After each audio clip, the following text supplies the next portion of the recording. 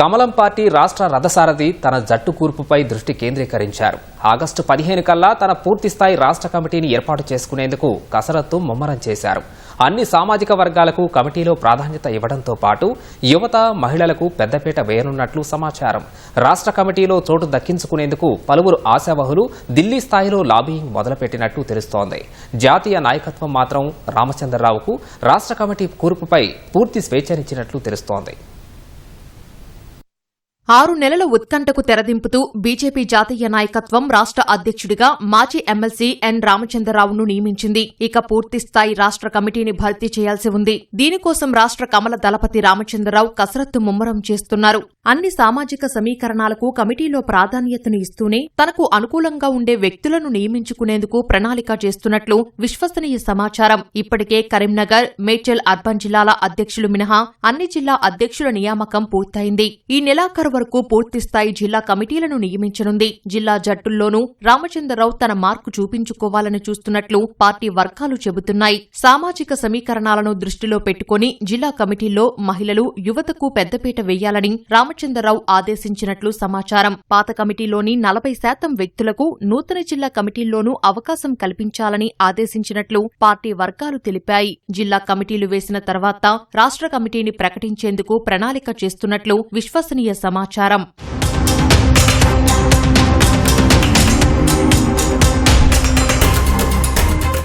BJP రాష్ట్ర కమిటీలో చోటు కోసం తీవ్ర పోటీ నెలకొంది. వందల్లో ఆశావులు ఉంటే 3 పదులలోపే పదవులు దక్కే అవకాశం కనిపిస్తోంది. కాంగ్రెస్ పార్టీ మాదిరిగా కమలం పార్టీలో జంబో కమిటీ ఉండదు. తక్కువ పోస్టుల్లో అందరినీ సంతృప్తిపరచడం ఆషామాషీ కాదు. ఒకప్పుడంటే పార్టీ బలహీనంగా ఉండేది. ఇప్పుడు బలం పుంజుకుంది. రాష్ట్రంలో అధికార, ప్రతిపక్షాలకు ధీటుగా విస్తరించింది. 40 లక్షల సభ్యత్వాలు, 34,000 మంది క్రియాశీల సభ్యులు, రాజాసింగ్ మినహాయిస్తే 20 మంది ప్రజాప్రతినిధులు బీజేపీకి ఉన్నారు. ఈ పరిస్థితుల్లో అసంతృప్తి జ్వాలలు రగలకుండా తన జట్టును సిద్ధం చేసుకోవడం రామచంద్రరావుకు కత్తిమీద సాములాంటిదేనన్న చర్చ అటు పార్టీలోనూ ఇటు రాజకీయ వర్గాల్లోనూ నడుస్తోంది.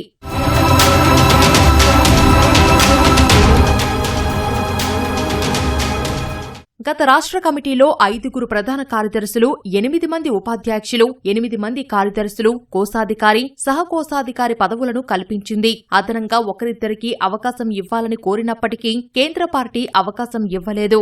ఇప్పుడు కూడా రాష్ట్ర కమిటీలో ఎంతమందిని పెట్టుకునేందుకు అవకాశం ఇస్తారనే చర్చ పార్టీలో నడుస్తోంది.